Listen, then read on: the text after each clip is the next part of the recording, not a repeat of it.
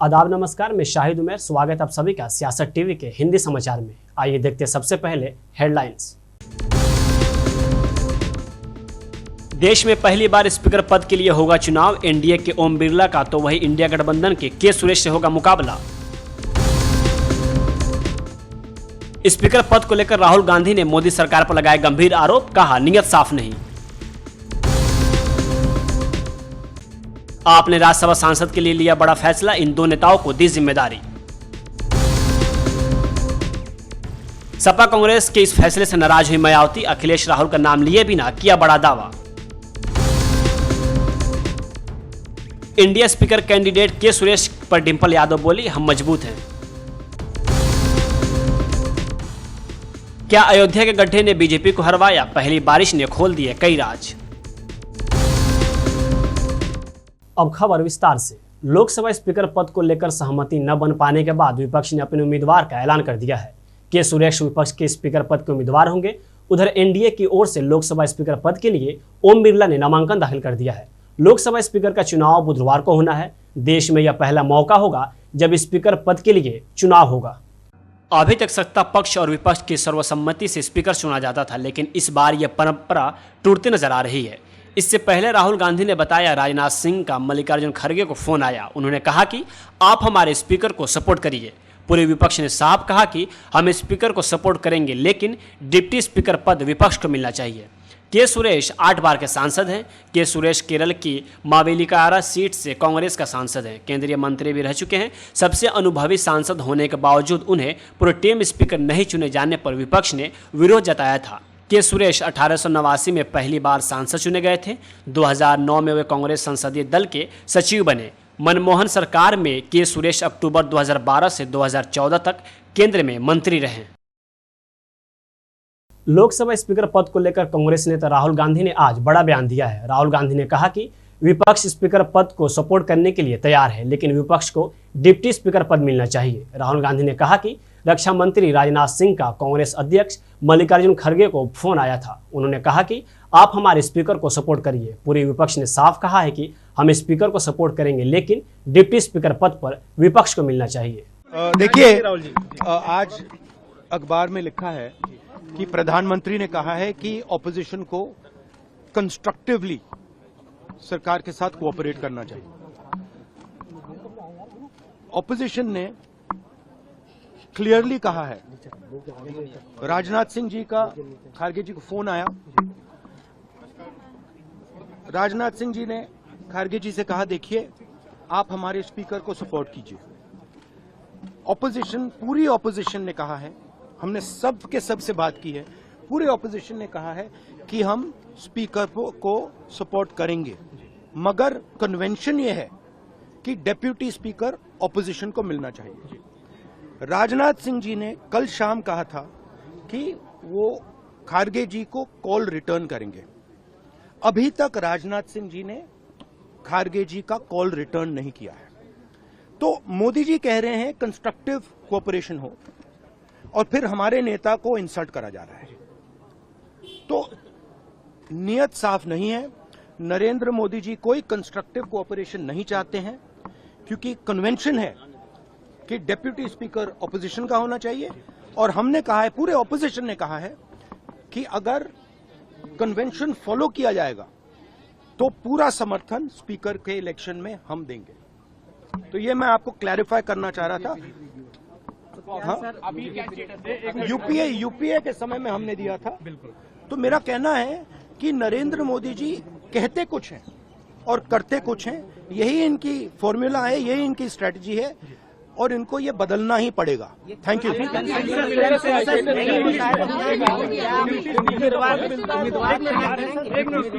देखिए, इशू क्या है कि पूरा देश जानता है कि प्रधानमंत्री के शब्दों का कोई मतलब नहीं है। प्रधानमंत्री कहते हैं कोऑपरेशन होनी चाहिए, सबको मिलकर काम करना चाहिए। बाहर वो कहते हैं और अंदर कुछ और करते हैं।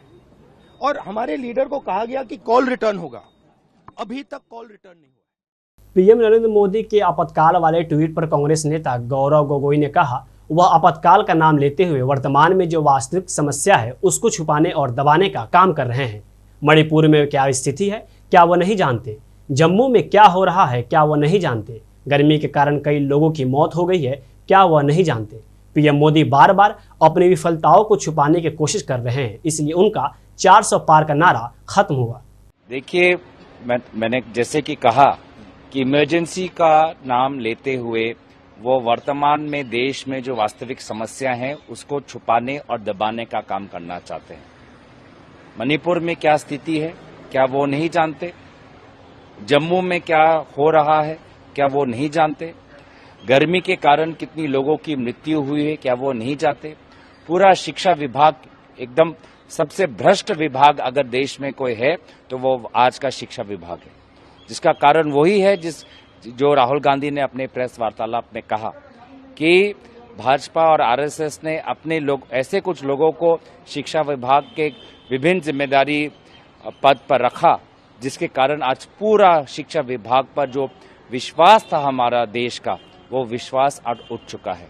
तो प्रधानमंत्री बार बार अपनी विफलताओं को छुपाने की कोशिश कर रही है। ये ऐसे कोशिशों को लोगों ने देखा है, परखा है और इसीलिए आज उनका। हिमाचल प्रदेश के मुख्यमंत्री सुखविंदर सिंह सुक्खू ने कहा कि हमने राज्य के बारे में बताया है कि कैसे राज्य कर्ज में डूबा हुआ है और कर्ज चुकाने के लिए हमें कर्ज लेना पड़ रहा है। भाजपा सरकार ने राज्य को बहुत कर्ज में डुबो दिया है। अगर हम जंगलों को काटने की इजाजत ले तो हम अपनी आय को बढ़ा सकते हैं, लेकिन उस संदर्भ में भी हमारी उपेक्षा की जाती है। हमने प्रदेश के हालात का व्याख्यान उनके सामने किया और जिस प्रकार प्रदेश कर्जे के नीचे दबा है और कर्जा चुकाने के लिए हमें कर्जा लेना पड़ रहा है। पिछली भारतीय जनता पार्टी ने प्रदेश पर इतना कर्जा चढ़ा दिया है। हमने उनके पास वो बात रखी। हमने कहा कि जो पानी है वो हिमाचल प्रदेश की संपदा है, उस पर अगर हम कोई सेस लगाते हैं कोर्ट उसको स्टे कर देता है। हमारे पास जंगल है, अगर हम नॉर्दर्न इंडिया के लंग्स हैं, अगर हम जंगल काटने की परमिशन देते हैं तो हम अपनी आय को बढ़ा सकते हैं, लेकिन उस संदर्भ में भी हमें उपेक्षा होती है। हमने पूरी तरह जंगलों पर 68% हमारी फॉरेस्ट लैंड है उस पर बैन लगा रखा है। उस मामले को भी आप ध्यान में रखिए। और जो आरडीजी रेवेन्यू डेफिसिट ग्रांट जो हमें मिल रही है वो इस वर्ष सिर्फ 3000 करोड़ के करीब रह गई है। उससे पहले पिछली जो सरकार थी उसमें 10-10 हज़ार करोड़ रुपए आती थी, अब सिर्फ 3000 करोड़ रुपया रह गई है। और भी कई मुद्दे हैं जो हमने अपनी प्रेजेंटेशन में रखे हैं, उस प्रेजेंटेशन की कॉपी आपको दे देंगे। हमने कहा कि हमारा आरडीजी ग्रांट का दायरा बढ़ना चाहिए। 41% जो टैक्सेस में हम स्टेट्स के बीच बढ़ते हैं उसमें हिल स्टेट का खास ख्याल रखा जाना चाहिए।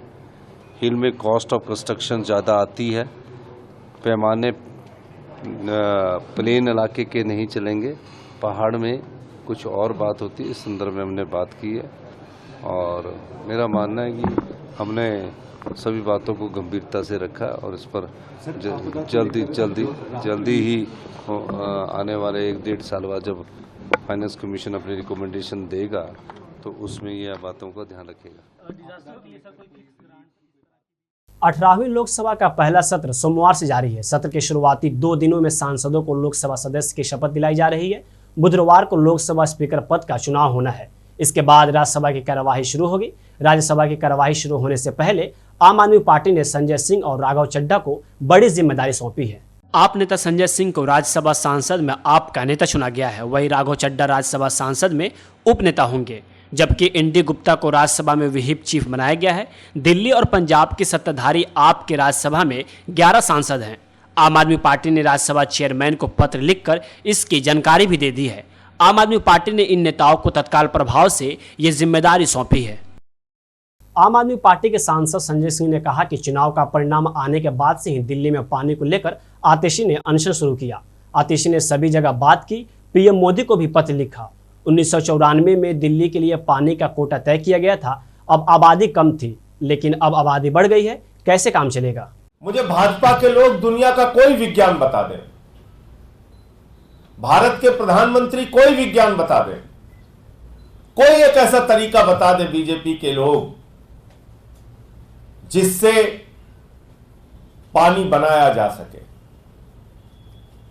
जो हमारा निर्धारित कोटा है, अगर उतना पानी भी हमें नहीं मिलेगा, एक तो 3 गुना आबादी पर उतना ही पानी हमको मिल रहा है, तो आप मुझे बताइए कैसे दिल्ली के अंदर आपूर्ति हो सकती है? कैसे दिल्ली के लोगों को पानी दिया जा सकता है पर्याप्त मात्रा में, जब हमें मिलेगा ही नहीं पीछे से? दिल्ली की अरविंद केजरीवाल जी की सरकार ने पिछले 9 साढ़े 9 साल के अंदर 12,000 किलोमीटर पाइपलाइन बिछाने का काम किया। 12,000 नई पाइपलाइन बिछाने का काम किया, 12,000 किलोमीटर। कैनाल के अंदर पानी की बर्बादी ना हो, इसको पक्का कराने के लिए 500 करोड़ रुपए खर्च किया दिल्ली की सरकार ने। जितने प्रयास हमारी तरफ से हो सकते थे हमने किया। हर स्तर पे कोशिश की कि दिल्ली के लोगों को पानी मिल सके। पहली बात तो ये समझ लीजिए, एक आदमी के लिए मान लीजिए 1 गिलास पानी होता है, आदमी की संख्या हो गई 3, लेकिन पानी उतना ही है, 1 गिलास पानी ही है जिसमें 3 लोगों को पानी पिलाना है। उसमें से भी आप कटौती कर रहे हैं। ये कौन सा न्यायपूर्ण तरीका है? और किस बात की दुश्मनी निभा रही है भारतीय जनता पार्टी की सरकार दिल्ली के लोगों से? ये कि उन्होंने प्रधानमंत्री जी को 7 सीटें देकर जिता दिया, ये कि दिल्ली से 2 केंद्रीय मंत्री बन गए, ये दिल्ली वालों का गुनाह है, अपराध है। पिछले 3 बार से लगातार दिल्ली के लोग 7 सांसद भारतीय जनता पार्टी के नरेंद्र मोदी जी के जिता रहे हैं। इन सवालों को लेके आतिशी जी 5 दिनों से अन्न त्याग करके बैठी हुई थी, अनशन पर बैठी हुई थी। उनकी तबीयत बिगड़ रही थी। डॉक्टर उनको बार बार कह रहे थे कि आप अपना अनशन तोड़िए। 18वीं लोकसभा के पहले सत्र की शुरुआत कल यानी 24 जून को हो चुकी है। आज सत्र का दूसरा दिन है। इसी बीच समाजवादी पार्टी के राष्ट्रीय अध्यक्ष अखिलेश यादव संसद पहुंचे। इसी बीच लोकसभा अध्यक्ष के नामांकन पर अखिलेश यादव ने कहा, अब सभी चीजें सामने आ जाएंगी। विपक्ष की मांग यही थी कि उपाध्यक्ष विपक्ष का हो। अभी सब सामने आ रही चीजें। जो विपक्ष की मांग यही थी कि उपाध्यक्ष विपक्ष का हो। जो हमारी राय पार्टी की है वो है कि उपाध्यक्ष विपक्ष का हो और बाकी बातें अभी सब सामने आ जाएंगी। बीएसपी प्रमुख मायावती ने कहा कि केंद्रीय संसद में विपक्ष द्वारा संविधान की कॉपी दिखाए जाने के मामले में ये सब एक ही थाली के चट्टे पट्टे हैं।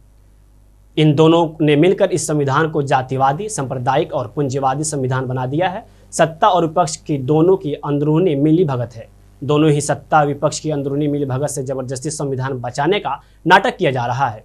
अपने राजनीतिक स्वार्थ के लिए ये दोनों ही भारतीय संविधान के साथ खिलवाड़ कर रहे हैं। ये कतई उचित नहीं है। माध्यम से अपनी पार्टी द्वारा पूरे देशवासियों को व खासकर कमज़ोर वर्गों के लोगों को ये अवगत कराना चाहती हूँ कि इसमें कोई संदेह नहीं है कि केंद्र में सत्ता व विपक्ष द्वारा अब संसद के अंदर व बाहर भी संविधान की कॉपी दिखाने की होड़ में ये लोग सभी एक ही थैली के चट्टे बट्टे लग रहे हैं तथा इनकी सोच भी लगभग एक जैसी ही लग रही है और इन दोनों ने अंदर अंदर मिलकर अब इस संविधान को काफ़ी हद तक जातिवादी, सांप्रदायिक एवं पूंजीवादी संविधान बना दिया है। अनेकों संशोधनों के जरिए, अमेंडमेंट के जरिए इसे काफ़ी हद तक जातिवादी, सांप्रदायिक एवं पूंजीवादी संविधान बना दिया है और इन दोनों की अंदरूनी मिली भगत होने की बात, यानी कि सत्ता और विपक्ष की, मैं अंदरूनी मिली भगत होने की बात इसलिए कह रही हूँ क्योंकि इन दोनों की व अन्य पार्टियों की भी, इन दोनों की भी यानी कि कांग्रेस, खासकर कांग्रेस और बीजेपी, इन दोनों की व अन्य और पार्टियों की भी जिन जिन राज्यों में सरकारें चल रही हैं, तो वे सभी राज्य सरकारें वहाँ के लोगों की खासकर गरीबी, बेरोजगारी व महंगाई आदि को दूर करने में बुरी तरह से विफल हो गई। 18वीं लोकसभा में स्पीकर पद के लिए चुनाव होगा। कांग्रेस ने 8 बार के सांसद रहे के सुरेश को उम्मीदवार बनाया है। इस पर समाजवादी पार्टी के मैनपुरी से सांसद डिंपल यादव ने प्रतिक्रिया दी है। उन्होंने कहा कि विपक्ष इस बार मजबूत है और अच्छी बात है कि हमने स्पीकर पद पर उम्मीदवारी उतारी है।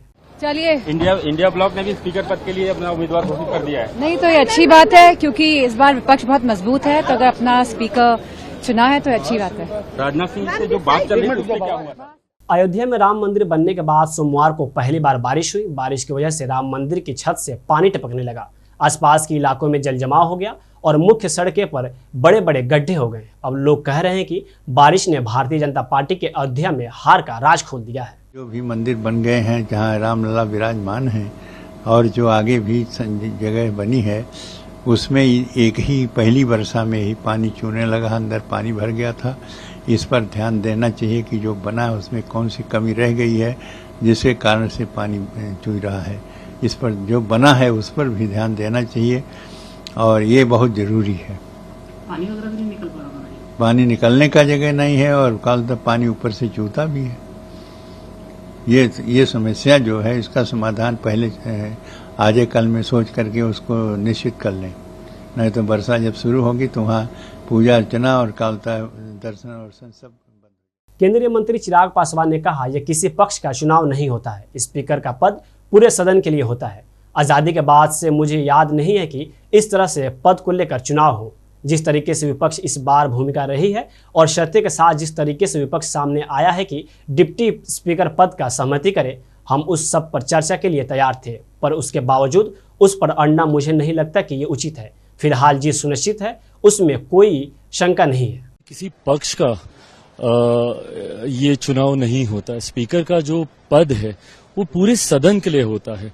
ऐसे में आज़ादी के बाद मुझे तो नहीं याद कि इस तरीके के पद को लेकर चुनाव हो, पर जिस तरीके से विपक्ष की इस बार भूमिका रही है और शर्तों के साथ जिस तरीके से विपक्ष सामने आया है कि आप डिप्टी स्पीकर के पद पर सहमति कीजिए, जबकि हम सब लोग उसके लिए चर्चा के लिए तैयार थे, पर उसके बावजूद शर्त रखना, उस पर अड़ना और इस तरीके से अपनी भूमिका को निभाना मुझे नहीं लगता कि उचित है। बहरहाल जीत सुनिश्चित है। अगर चुनाव ऐसा होता भी है उसमें कहीं कोई शंका की बात नहीं। देखिए, जैसा मैंने कहा कि इस तरीके से शर्त लोकतंत्र में नहीं रखी जाती, और खास तौर पे जब सदन के अध्यक्ष की आप बात कर रहे हैं, आप उसके सामने शर्त रखेंगे कि एक डिप्टी स्पीकर का पद जब तक डिसाइड नहीं कर लिया जाता तब तक आप सहमति नहीं देंगे। इस तरीके से लोकतंत्र। नीट मामले पर वकील उदय शंकर सिंह ने कहा कि कोर्ट में सुनवाई होने वाली थी, सुनवाई नहीं हुई क्योंकि सरकारी वकील ने 1 घंटे का समय मांगा और कहा कि वह कब पत्र सौंपेंगे। ईओयू से मामले को सीबीआई को सौंपने के लिए वो तो मामला सीबीआई को ट्रांसफर कर दिया जाएगा। आज न्यायालय में सुनवाई होना था, लेकिन पीपी साहब जो है इसमें एक आवेदन उन्होंने दिया है कि इसमें जो ये केस जो है वो अब सीबीआई अपने हैंड ओवर में लेगी, और उनके पास तो कोर्ट ने उनको बोले हैं कि अगर ईओयू ने एक चिट्ठी जो जारी हुआ वो आप मेरे को दे दिए तब मैं इसका सुनवाई नहीं। आज सुनवाई नहीं हो पाई क्योंकि पीपी साहब ने एक घंटे का मोहलत दिया है कि ईओयू द्वारा जो सीबीआई को हैंड ओवर की गई केस को, उसका लेटर जब मैं दे दूंगा तो ये केस जो है सीबीआई के पास सुनवाई के लिए चली जाएगी। आज की जो सुनवाई हुई थी कोर्ट में कितने लोगों की सुनवाई हुई?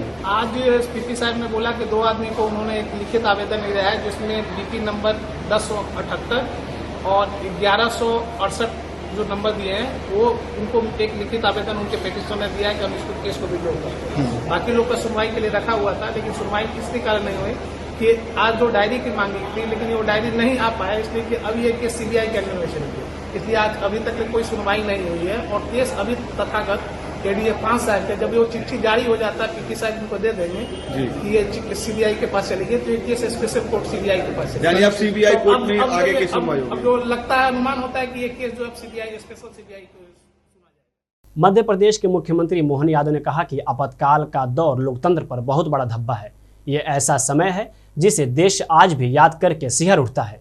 कांग्रेस को माफी मांगनी चाहिए। आपातकाल में कई परिवार तबाह हो गए। भाजपा ने संविधान की रक्षा को अपनी निष्ठा माना है। भाजपा के सारे नेता जेल गए। लोकतंत्र के उस कार्यकाल के लिए सारे लोग जवाबदार हैं जो आज नकली संविधान लेकर एक तरह से अंडबार रच रहे हैं। और भारतीय जनता पार्टी तो उस मामले में एक तरह से इतनी ज़्यादा संविधान को प्रति अपनी निष्ठा बताते हुए जिस पार्टी ने अपना जनसंघ का अस्तित्व समाप्त करके केवल आपातकाल के विरोध के कारण से और खास करके लोकतंत्र की रक्षा के लिए, संविधान की रक्षा के लिए अपने सारे नेता जेल गए, सबको समेकित रूप से सरकार के सभी दमन के खिलाफ हिम्मत से लड़ने की हिम्मत दिलाई और सब जेल में भी वो यातना सहन करके अपने लिए वो लोकतंत्र को बचाने का, संविधान को बचाने का जो भाजपा का संघर्ष है वो सदैव स्मरणीय रहेगा। मैं मान के चलता हूँ कि यशस्वी प्रधानमंत्री ने जो कल कहा अक्षरशः सत्य कि अब माननीय मोदी जी के नेतृत्व में न केवल संविधान की रक्षा बल्कि आने वाले समय में उस काले अतीत को दोबारा कभी जीवन में भारत में लागू नहीं कर पाए, ऐसा अनुकूल माहौल माननीय प्रधानमंत्री बना रहे हैं। लोकतंत्र के उस काले कार्यकाल के लिए ये सारे के सारे लोग जवाबदार हैं जो आज नकली संविधान हाथ में लेकर के एक तरह से अपनी आडंबर रच रहे हैं, लेकिन जनता सब जानती है, जनता इनकी नकलीपन को जानती है। ये वही परिवार है जिसने सदैव संविधान में 100 से ज़्यादा संशोधन अगर किसी ने किए हैं तो इनकी पार्टी के लोगों ने किए हैं और उनके अपने व्यक्तिगत स्वार्थ के लिए किए। यहाँ तक कि भारत रत्न भी दिलवाना तो इनने स्वयं को दिलवा लिया। ये वो लोग हैं जो संविधान की कितनी धज्जियाँ उड़ा सकते वो सब धज्जियाँ उड़ाते हैं। लेकिन मुझे गर्व है कि भारत का लोकतंत्र आज गर्व से दुनिया के सामने पूरी क्षमता, योग्यता, बुद्धिमत्ता के साथ यशस्वी प्रधानमंत्री के साथ अपनी एक विशेष पहचान बनाने में सार्थक सिद्ध हो रहा है। मेरी अपनी ओर से लोकतंत्र के इस काले पर्व पर संघर्ष करने वाले सभी बंधुओं का और जो दिवंगत हो उनके प्रति मेरी श्रद्धांजलि भी है और उम्मीद करते हैं कि लोकतंत्र इन सब अनुभवों के आधार पर जीवन भर संविधान की रक्षा करते हुए अपनी यात्रा निर्बाध गति से आगे बढ़ाए। विलिक्सन वेबसाइट के संस्थापक जूलियन असांजे आखिरकार ब्रिटेन की जेल से रिहा हो गए हैं। सोमवार रात जारी अदालती दस्तावेजों के अनुसार जूलियन असांजे अमेरिकी अदालत में अपनी आज़ादी के बदले में सैन्य रहस्यों को उजागर करने का दोष स्वीकार करने के लिए सहमत हो गए हैं, जिससे उनका वर्षों पुराना कानूनी ड्रामा खत्म हो गया है। अमेरिकी के मारियाना द्वीप समूह की अदालत में दायर किए गए दस्तावेजों के अनुसार असांजे, जो ब्रिटेन में हिरासत में थे, राष्ट्रीय रक्षा जानकारी प्राप्त करने और प्रसारित करने की साजिश में एक भी मामले में दोषी ठहराए जाएंगे। विकिलीक्स ने मंगलवार सुबह ब्रिटिश समय अनुसार खबर दी कि जूलियन असांजे आज़ाद हैं और उन्होंने देश छोड़ दिया है। उनका अमेरिकी क्षेत्र में स्थानीय समय अनुसार बुधवार सुबह पहुंचने का अनुमान है। जूलियन असांजे पर जासूसी के 17 आरोप और लगभग 15 साल पहले उनकी वेबसाइट पर अमेरिकी दस्तावेजों के प्रकाशन को लेकर कंप्यूटर के दुरुपयोग का एक आरोप था। ऑस्ट्रेलियाई मूल के असांजे ने 7 साल तक लंदन के इक्वाडोर के दूतावास में शरण लेने के बाद पिछले 5 साल ब्रिटेन की जेल में बिताए हैं। अमेरिकी अधिकारी चाहते थे कि असांजे को विकिलीक्स पर हजारों गोपनीय दस्तावेजों को प्रकाशित करने कथित तौर पर लोगों को जीवन खतरे में डालने के लिए मुकदमे का सामना करना पड़े, जबकि बचाव पक्ष के वकीलों ने दलील दी कि असांजे के खिलाफ मामला राजनीति से प्रेरित है। उम्मीद है कि असांजे को 62 महीने की जेल की सजा सुनाई जाएगी, जो ब्रिटेन की जेल में बिताई गई 5 साल की सजा के आधार पर पूरी मानी जाएगी। इसका मतलब है कि वो अपने मूल देश ऑस्ट्रेलिया लौट सकते हैं। अब 52 साल के हो चुके प्रकाशन के वाशिंगटन को वे हिल्स बोइंग वेबसाइट विकिलीक्स के प्रमुख के रूप में 2010 से सैकड़ों गुप्त अमेरिकी दस्तावेज प्रकाशित करने के मामले में गिरफ्तार किया गया था। हिंदी समाचार यहीं समाप्त होता है। मुझे दे इजाजत। बाकी खबरों के लिए बने रहें सियासत टीवी के साथ।